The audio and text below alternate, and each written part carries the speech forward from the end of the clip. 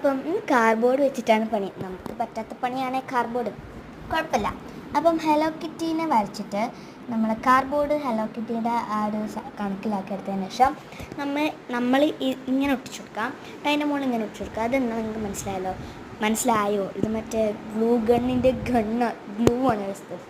പിന്നെ നമ്മുടെ സംഭവം ഇങ്ങനെ ഇരിക്കും എന്നൊക്കെ ഞാൻ വന്നു പോയതാണ്.